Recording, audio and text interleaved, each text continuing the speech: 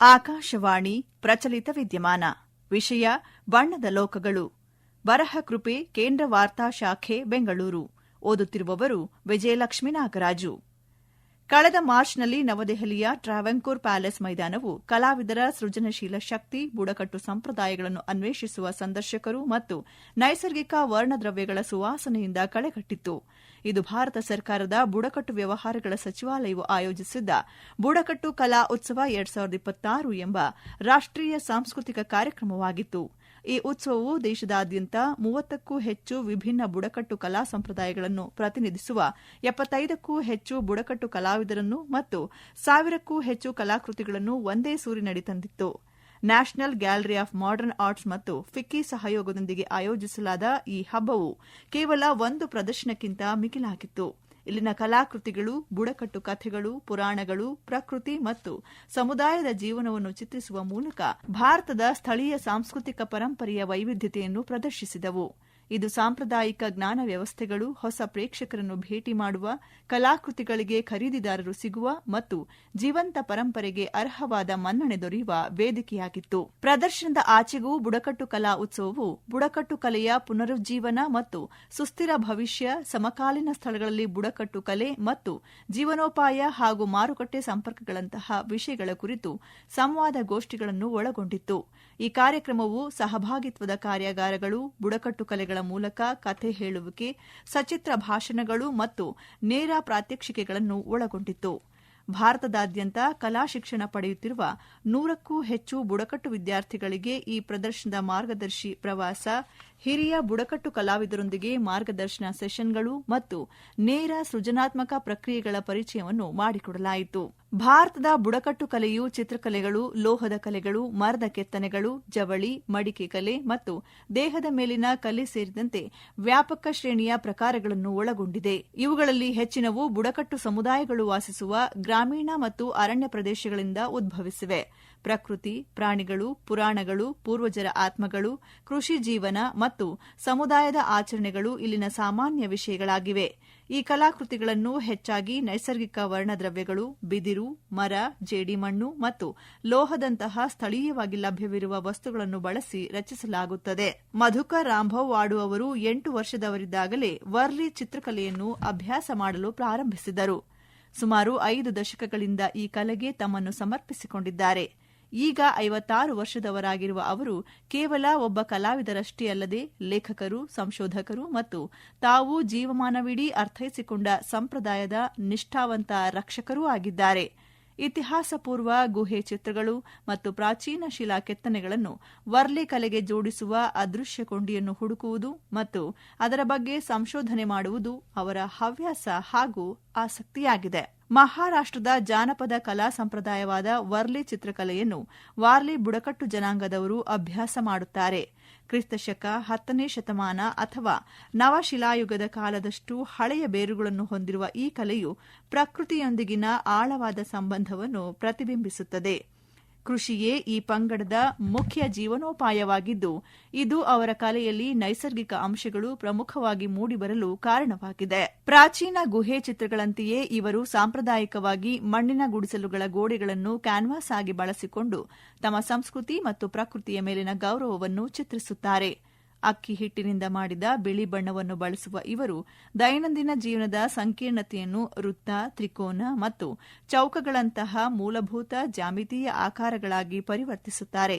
ಇವುಗಳ ಮೂಲಕ ಕೃಷಿ ಮತ್ತು ಬೇಟೆಯ ದೃಶ್ಯಗಳು, ಗ್ರಾಮದ ಆಚರಣೆಗಳು ಮತ್ತು ಉತ್ಸಾಹಭರಿತ ತಾರ್ಪಾ ನೃತ್ಯವನ್ನು ಚಿತ್ರಿಸುತ್ತಾರೆ.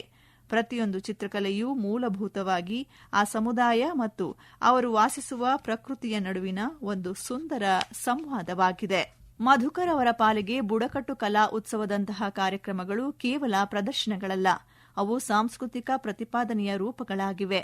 ಬುಡಕಟ್ಟು ಕಲಾ ಸಂಪ್ರದಾಯಗಳು ಅವುಗಳಿಗೆ ಸಲ್ಲಬೇಕಾದ ಪ್ರೇಕ್ಷಕರನ್ನು ನಿಜವಾಗಿಯೂ ತಲುಪಬೇಕಾದರೆ ಇಂತಹ ಉತ್ಸವಗಳು ದೇಶದ ಹೆಚ್ಚಿನ ಭಾಗಗಳಲ್ಲಿ ಮತ್ತು ಆಗಾಗ್ಗೆ ನಡೆಯಬೇಕು ಎಂದು ಅವರು ನಂಬುತ್ತಾರೆ.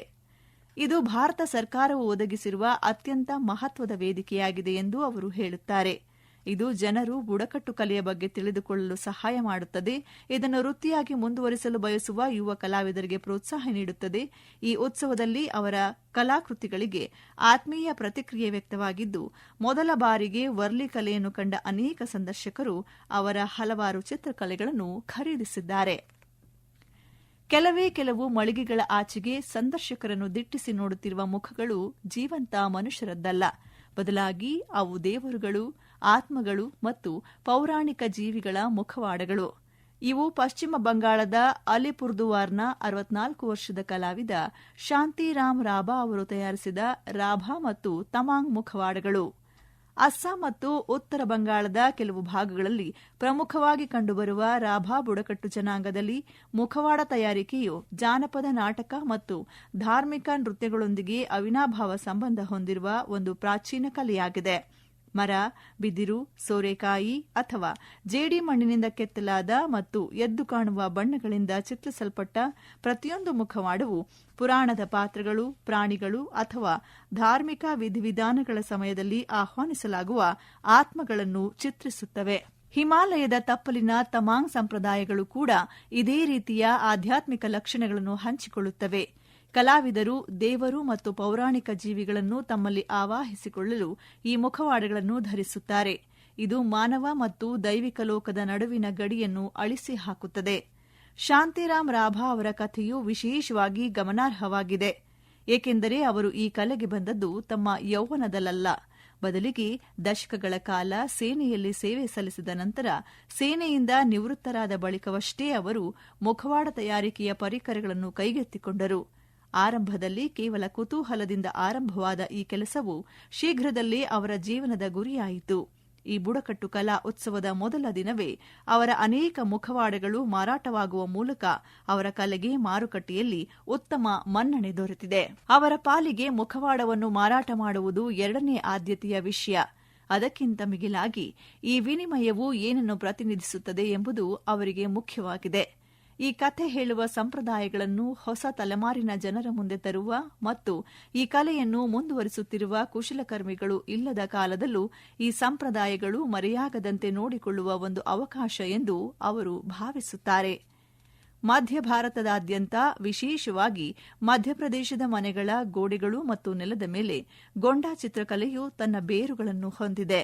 ಗೊಂಡಾ ಸಮುದಾಯದ ಕಲಾವಿದರು ಒಂದು ಕಾಲದಲ್ಲಿ ಜೇಡಿಮಣ್ಣು, ಕಲ್ಲುಗಳು, ಹೂಗಳು ಮತ್ತು ಗಿಡಮೂಲಿಕೆಗಳಿಂದ ತಮ್ಮದೇ ಬಣ್ಣಗಳನ್ನು ತಯಾರಿಸಿಕೊಂಡು ದಿನನಿತ್ಯದ ಬದುಕಿನ ಭಾಗವಾಗಿ ಪ್ರಾಣಿಗಳು, ಪಕ್ಷಿಗಳು ಮತ್ತು ಮರಗಳನ್ನು ಚಿತ್ರಿಸುತ್ತಿದ್ದರು. ಈ ಕಲಾ ಪ್ರಕಾರವು ತನ್ನ ವಿಶಿಷ್ಟ ತಂತ್ರಕ್ಕೆ ಹೆಸರುವಾಸಿಯಾಗಿದೆ.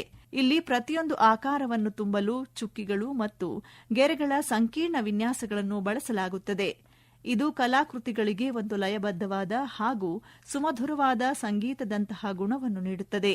ಈ ಚಿತ್ರಕಲೆಗಳು ಕೇವಲ ಅಲಂಕಾರಿಕ ಕೆಲಸಗಳಲ್ಲ, ಬದಲಾಗಿ ಇವು ಜಾನಪದ ಕಥೆಗಳು, ಸಮುದಾಯದ ನೆನಪುಗಳು ಮತ್ತು ಅರಣ್ಯ ಜೀವನದ ಆಳವಾದ ಪರಿಸರ ವಿಜ್ಞಾನವನ್ನು ಆಧರಿಸಿದ ನಿರೂಪಣೆಗಳಾಗಿವೆ. ಮಧ್ಯಪ್ರದೇಶದ ಗೊಂಡಾ ಚಿತ್ರಕಲೆಯು ಭಾರತ ಸರ್ಕಾರದ ವಾಣಿಜ್ಯ ಮತ್ತು ಕೈಗಾರಿಕಾ ಸಚಿವಾಲಯದ ಅಡಿಯಲ್ಲಿನ ಭೌಗೋಳಿಕ ಸೂಚಕಗಳ ನೋಂದಣಿಯಿಂದ ಈಗ ಭೌಗೋಳಿಕ ಸೂಚಕ ಟ್ಯಾಗ್ ಅನ್ನು ಪಡೆದುಕೊಂಡಿದೆ. ಇದು ಈ ಕಲಾ ಪ್ರಕಾರದ ವಿಶಿಷ್ಟ ಪ್ರಾದೇಶಿಕ ಮೂಲಕ್ಕೆ ಸಿಕ್ಕ ಅಧಿಕೃತ ಮನ್ನಣೆಯಾಗಿದೆ ಮತ್ತು ಈ ಕಲೆಯ ಕುಶಲಕರ್ಮಿಗಳ ಸಾಂಪ್ರದಾಯಿಕ ಜ್ಞಾನವನ್ನು ರಕ್ಷಿಸುವ ಕಾನೂನು ಕವಚವಾಗಿದೆ. ಜಪಾನಿ ಶ್ಯಾಮ್ ಹರ್ಲಿ ಅವರ ಚಿತ್ರಕಲೆಯನ್ನು ನೋಡುವುದು ಎಂದರೆ ಬಣ್ಣ ಮತ್ತು ವಿನ್ಯಾಸಗಳಿಂದ ಸ್ಪಂದಿಸುವ ಲೋಕಕ್ಕೆ ಕಾಲಿಟ್ಟಂತೆ. ಅಲ್ಲಿನ ಪ್ರಾಣಿಗಳು, ಪಕ್ಷಿಗಳು, ಮರಗಳು ಬಹುತೇಕ ಉಸಿರಾಡುತ್ತಿರುವಂತೆ ಭಾಸವಾಗುತ್ತವೆ. ಭೂಪಾಲ್ನ ಈ ಯುವ ಕಲಾವಿದೆ ಗೊಂಡಾ ಪ್ರಧಾನ್ ಸಮುದಾಯಕ್ಕೆ ಸೇರಿದವರಾಗಿದ್ದು, ತಮ್ಮ ಕುಂಚದ ಕೆಲಸದಲ್ಲಿ ಪರಂಪರೆ ಮತ್ತು ಜೀವಂತ ಸಂಪ್ರದಾಯ ಎರಡನ್ನೂ ಹೊತ್ತಿದ್ದಾರೆ. ತಮ್ಮ ತಂದೆ ಜಂಗಡ್ ಸಿಂಗ್ ಶ್ಯಾಮ್ ಅವರಿಂದ ಪ್ರೇರಿತರಾಗಿ ಇವರು ಗೊಂಡಾ ಕಲೆಯ ಕಲಾವಿದೆಯಾದರು. ಈ ಉತ್ಸವದಲ್ಲಿ ಪ್ರದರ್ಶಿಸಲಾದ ಅವರ ಕ್ಯಾನ್ವಾಸ್ಗಳಲ್ಲಿ ಒಂದು ಸಂಪೂರ್ಣ ಭಿನ್ನ ಸ್ವಭಾವದ ಇಬ್ಬರು ಗೆಳೆಯರ ಕಥೆಯನ್ನು ಹೇಳುತ್ತದೆ. ಒಬ್ಬರು ಸೌಮ್ಯ ಮತ್ತು ಕರುಣಾಮಯಿ, ಇನ್ನೊಬ್ಬರು ಅಶುದ್ಧ ಪ್ರಭಾವಗಳಿಂದ ರೂಪಿತವಾದವರು. ಇದು ಬಣ್ಣ ಮತ್ತು ವಿನ್ಯಾಸದ ಮೂಲಕ ನೀಡಲಾದ ಒಂದು ನೈತಿಕ ಕಥೆಯಾಗಿದೆ. ಈ ಚಿತ್ರಕಲೆಯು ಒಂದು ನಿಶ್ಶಬ್ದ ದಾರ್ಶನಿಕ ವಾದವನ್ನು ಮುಂದಿಡುತ್ತದೆ. ಅಂದರೆ, ನಾವು ಯಾರ ಜೊತೆ ಇರುತ್ತೇವೆಯೋ ಅವರೇ ನಮ್ಮ ವ್ಯಕ್ತಿತ್ವವನ್ನು ರೂಪಿಸುತ್ತಾರೆ. ಜಪಾನಿಯವರ ವಿವರಣೆಯ ಪ್ರಕಾರ ಒಬ್ಬ ನಿಜವಾದ ಒಳ್ಳೆಯ ಗೆಳೆಯನು ಗಂಗೆಯಂತೆ ಪ್ರತಿ ಒಡನಾಟದ ಮೂಲಕ ನಮ್ಮನ್ನು ಶುದ್ಧೀಕರಿಸುವ ಮತ್ತು ಮರುರೂಪಿಸುವ ಸಾಮರ್ಥ್ಯವನ್ನು ಹೊಂದಿರುತ್ತಾನೆ. ಬುಡಕಟ್ಟು ಕಲಾ ಉತ್ಸವದಂತಹ ವೇದಿಕೆಗಳು ಕೇವಲ ಕಲೆಯನ್ನು ಉತ್ತೇಜಿಸುವುದಕ್ಕಿಂತ ಮಿಗಿಲಾದ ಕೆಲಸವನ್ನು ಮಾಡುತ್ತವೆ. ಅವು ಜನರಿಗೆ ಧೈರ್ಯ ತುಂಬುತ್ತವೆ ಎಂದು ಅವರು ಹೇಳುತ್ತಾರೆ. ಇಂತಹ ವೇದಿಕೆಗಳು ನಮ್ಮ ಸಮುದಾಯದ ಹೆಚ್ಚಿನ ಜನರು ಮುಂದೆ ಬರಲು ಮತ್ತು ಕಲೆಯನ್ನು ವೃತ್ತಿಯಾಗಿ ಆಯ್ಕೆ ಮಾಡಿಕೊಳ್ಳಲು ಪ್ರೋತ್ಸಾಹಿಸುತ್ತವೆ ಎಂದು ಅವರು ಗಮನಿಸುತ್ತಾರೆ. ವ್ಯಾಪಾರಕ್ಕಿಂತಲೂ ಈ ಪ್ರೋತ್ಸಾಹವೇ ಹೆಚ್ಚು ಮುಖ್ಯ ಎಂದು ಅವರು ನಂಬುತ್ತಾರೆ. ಭಾರತದ ಅತಿದೊಡ್ಡ ಬುಡಕಟ್ಟು ಸಮುದಾಯಗಳಲ್ಲಿ ಒಂದಾದ ಭಿಲ್ ಸಮುದಾಯವು ಭಿಲ್ ಚಿತ್ರಕಲೆಯನ್ನು ಅಭ್ಯಾಸ ಮಾಡುತ್ತಿದೆ. ಈ ಚಿತ್ರಕಲೆಗಳು ಉಪಖಂಡದ ಅತ್ಯಂತ ಹಳೆಯ ಕಲಾ ಸಂಪ್ರದಾಯಗಳಲ್ಲಿ ಒಂದೆಂಬ ಗೌರವವನ್ನು ಹೊಂದಿವೆ. ಇದರ ಅತ್ಯಂತ ವಿಶಿಷ್ಟ ಲಕ್ಷಣಗಳು ತಕ್ಷಣವೇ ಗಮನ ಸೆಳೆಯುತ್ತವೆ. ಪ್ರತಿಯೊಂದು ಕಲಾಕೃತಿಯೂ ಸಾವಿರಾರು ಸಣ್ಣ ಚುಕ್ಕೆಗಳಿಂದ ನಿರ್ಮಿಸಲ್ಪಟ್ಟಿರುತ್ತವೆ. ಇಲ್ಲಿನ ಪ್ರತಿಯೊಂದು ಚುಕ್ಕೆಯೂ ಒಂದು ಬೀಜ, ಧಾನ್ಯ ಅಥವಾ ಪ್ರಕೃತಿಯ ಲಯದ ಸ್ಪಂದನವನ್ನು ಪ್ರತಿನಿಧಿಸುತ್ತದೆ. ಈ ಬಿಂದುಮಯ ಪ್ರಪಂಚದಿಂದ ಪ್ರಾಣಿಗಳು, ದೇವತೆಗಳು, ಕಾಡುಗಳು ಮತ್ತು ದೈನಂದಿನ ಜೀವನದ ದೃಶ್ಯಗಳು ಮೂಡಿಬರುತ್ತವೆ. ಶತಮಾನಗಳಿಂದ ಭೂಮಿಯೊಂದಿಗೆ ನಿಕಟವಾಗಿ ಬದುಕುವ ಮೂಲಕ ರೂಪುಗೊಂಡ ವಿಶ್ವವಿಜ್ಞಾನದಲ್ಲಿ ಈ ಕಲೆಯು ತನ್ನ ಬೇರುಗಳನ್ನು ಭದ್ರಪಡಿಸಿಕೊಂಡಿದೆ. ಮಧ್ಯಪ್ರದೇಶದ ಜಬುವಾ ಜಿಲ್ಲೆಯ ಕಲಾವಿದರಾದ ರಾಮ್ ಸಿಂಗ್ ಭಾವೋರ್ ಅವರು ತಾವು ಮೊದಲ ಬಾರಿಗೆ ಭಿಲ್ ಚಿತ್ರಕಲೆಯನ್ನು ಗಮನಿಸಿದ ಕ್ಷಣವನ್ನು ಸ್ಪಷ್ಟವಾಗಿ ನೆನಪಿಸಿಕೊಳ್ಳುತ್ತಾರೆ. ಅದು ಅವರ ಹಳ್ಳಿಯ ಮನೆಗಳ ಗೋಡೆಗಳ ಮೇಲೆ ಕಂಡುಬಂದಿತ್ತು. ಅಲ್ಲಿ ಆ ಕಲೆಯು ಸಹಜವಾಗಿ ಬೆಳೆದ ವಸ್ತುವಿನಂತೆ ಯಾವಾಗಲೂ ಅಸ್ತಿತ್ವದಲ್ಲಿತ್ತು. ತಾವು ಬೆಳೆಯುತ್ತಾ ನೋಡುತ್ತಿದ್ದ ಈ ಕಲೆ ಭಾರತದ ಅತ್ಯಂತ ಹಳೆಯ ಮತ್ತು ಪ್ರಮುಖ ಬುಡಕಟ್ಟು ಕಲಾ ಸಂಪ್ರದಾಯಗಳಲ್ಲಿ ಒಂದೆಂದು ಅರಿಯಲು ಅವರಿಗೆ ಸ್ವಲ್ಪ ಸಮಯ ಹಿಡಿಯಿತು. ಅವರ ಹಳ್ಳಿಯ ಗೋಡೆಗಳ ಮೇಲಿದ್ದಂತಹ ಕಲಾಕೃತಿಗಳನ್ನು ಹಿರಿಯ ಬುಡಕಟ್ಟು ಕಲಾವಿದರು ರಾಷ್ಟ್ರಮಟ್ಟದ ವೇದಿಕೆಗಳಿಗೆ ಕೊಂಡೊಯ್ಯುತ್ತಿರುವುದನ್ನು ಕಂಡಾಗ ರಾಮ್ಸಿಂಗ್ ಅವರ ಜೀವನದಲ್ಲಿ ಮಹತ್ವದ ತಿರುವು ಬಂದಿತು. ಅಲ್ಲಿಂದ ಅವರ ದೃಷ್ಟಿಕೋನವೇ ಬದಲಾಯಿತು. ತಾವು ಸದಾ ಜೊತೆಗೆ ಬದುಕುತ್ತಿದ್ದ ಈ ಕಲೆಯು ಹೊರ ಜಗತ್ತು ನೋಡಲು ಬಯಸುವಂತಹ ಅದ್ಭುತ ಶಕ್ತಿಯನ್ನು ಹೊಂದಿದೆ ಎಂಬುದು ಅವರಿಗೆ ಅರಿವಾಯಿತು. ತಾವು ಸಹ ಆ ಕಥೆಯ ಭಾಗವಾಗಬೇಕೆಂದು ಅವರು ನಿರ್ಧರಿಸಿದರು. ತಮ್ಮ ಸಮುದಾಯದ ಯುವ ಕಲಾವಿದರಿಗೆ ದಾರಿದೀಪವಾಗಬೇಕೆಂಬ ಉದ್ದೇಶ ಮತ್ತು ಗಾಂಭೀರ್ಯದೊಂದಿಗೆ ಅವರು ಚಿತ್ರಕಲೆಯನ್ನು ವೃತ್ತಿಯಾಗಿ ಸ್ವೀಕರಿಸಿದರು. ಈ ಬುಡಕಟ್ಟು ಕಲಾ ಉತ್ಸವದಲ್ಲಿ ಅವರ ಕಲಾಕೃತಿಗಳಿಗೆ ಖರೀದಿದಾರರು ಸಿಕ್ಕಿದ್ದಷ್ಟೇ ಅಲ್ಲದೆ ಅದಕ್ಕಿಂತಲೂ ಅನಿರೀಕ್ಷಿತವಾಗಿ ಅವರಿಗೆ ಹೊಸ ಸಂವಾದಗಳೂ ದಕ್ಕಿದವು. ತಾವು ಹಿಂದೆಂದೂ ಭೇಟಿಯಾಗದ ಸಂಪ್ರದಾಯಗಳ ಕಲಾವಿದರು ಕೇವಲ ಕೆಲವು ಮಳಿಗೆಗಳ ಆಚೆಗೆ ಕೆಲಸ ಮಾಡುತ್ತಿದ್ದರು. ಪ್ರಾದೇಶಿಕ ಮತ್ತು ಸಾಂಸ್ಕೃತಿಕ ಗಡಿಗಳನ್ನು ಮೀರಿ ನಡೆದ ಈ ಕಥೆಗಳ ವಿನಿಮಯವು ಅವರ ಪಾಲಿಗೆ ಈ ಉತ್ಸವದ ದೊಡ್ಡ ಬಹುಮಾನವಾಯಿತು. ಇಷ್ಟು ವೈವಿಧ್ಯಮಯವಾದ ಉತ್ಸವದಲ್ಲಿ ಪ್ರತಿಯೊಂದು ಒಡನಾಟವೂ ಒಂದು ಶಿಕ್ಷಣವಿದ್ದಂತೆ. ಇದು ಕೇವಲ ಇತರ ಕಲಾ ಪ್ರಕಾರಗಳನ್ನು ಅರ್ಥ ಮಾಡಿಕೊಳ್ಳುವ ಅವಕಾಶಗಳಲ್ಲದೆ ಆ ಕಲೆಗಳಿಗೆ ಜನ್ಮ ನೀಡಿದ ಜೀವನ ಮತ್ತು ಪರಿಸರವನ್ನು ಅರ್ಥ ಮಾಡಿಕೊಳ್ಳುವ ಅವಕಾಶವೂ ಹೌದು ಎಂದು ಅವರು ಹೇಳುತ್ತಾರೆ. ಬುಡಕಟ್ಟು ಕಲಾ ಉತ್ಸವ 2026 ಭಾರತದಾದ್ಯಂತ ಮಾಸ್ಟರ್ ಕಲಾವಿದರನ್ನು ಒಂದೆಡೆ ಸೇರಿಸಿತು. ಇವರಲ್ಲಿ ಪ್ರತಿಯೊಬ್ಬರೂ ಆಧುನಿಕ ಭಾರತಕ್ಕಿಂತಲೂ ಶತಮಾನಗಳಷ್ಟು ಹಳೆಯದಾದ ಸಂಪ್ರದಾಯಗಳನ್ನು ಮುಂದುವರಿಸಿಕೊಂಡು ಹೋಗುತ್ತಿದ್ದಾರೆ. ಪ್ರದರ್ಶನದಲ್ಲಿದ್ದ ಪ್ರತಿಯೊಂದು ಕಲಾಕೃತಿಯು ಕೇವಲ ಸೌಂದರ್ಯದ ಮೌಲ್ಯವನ್ನಷ್ಟೇ ಅಲ್ಲದೆ ಒಂದು ಸಮುದಾಯವು ಜಗತ್ತನ್ನು ನೋಡುವ ದೃಷ್ಟಿಕೋನ, ಪ್ರಕೃತಿಯೊಂದಿಗಿನ ಅವರ ಸಂಬಂಧ, ಅದರ ನೈತಿಕ ಕಥೆಗಳು ಮತ್ತು ನೆನಪುಗಳನ್ನು ಒಳಗೊಂಡಿತ್ತು. ಇವು ಕೇವಲ ಇತಿಹಾಸದ ಅವಶೇಷಗಳಲ್ಲ, ಇವು ಜೀವಂತ ಹಾಗೂ ನಿರಂತರವಾಗಿ ವಿಕಸನಗೊಳ್ಳುತ್ತಿರುವ ಸಂಪ್ರದಾಯಗಳಾಗಿವೆ. ಈ ಕಲೆಯನ್ನು ಅಭ್ಯಾಸ ಮಾಡುತ್ತಿರುವ ಕಲಾವಿದರು ಈ ಪರಂಪರೆಗಳು ಮರೆಯಾಗಲು ಬಿಡುವುದಿಲ್ಲ ಎಂಬ ದೃಢ ಸಂಕಲ್ಪವನ್ನು ಸ್ಪಷ್ಟಪಡಿಸಿದ್ದಾರೆ. ಇದುವರೆಗೂ ಪ್ರಚಲಿತ ವಿದ್ಯಮಾನ ಕೇಳಿದಿರಿ. ವಿಷಯ ಬಣ್ಣದ ಲೋಕಗಳು. ಬರಹ ಕೃಪೆ ಕೇಂದ್ರ ವಾರ್ತಾ ಶಾಖೆ ಬೆಂಗಳೂರು. ಓದಿದವರು ವಿಜಯಲಕ್ಷ್ಮೀ ನಾಗರಾಜು. ಸಮಗ್ರ ನಿರ್ವಹಣೆ ಆಕಾಶವಾಣಿ ಬೆಂಗಳೂರು ಪ್ರಾದೇಶಿಕ ಸುದ್ದಿ ವಿಭಾಗದ ಸಹಾಯಕ ನಿರ್ದೇಶಕರಾದ ಸುಹಾಸ್ ಆರ್. ಈ ಕಾರ್ಯಕ್ರಮ ಆಕಾಶವಾಣಿ ಬೆಂಗಳೂರು ಸುದ್ದಿ ವಿಭಾಗದ ಕೊಡುಗೆ.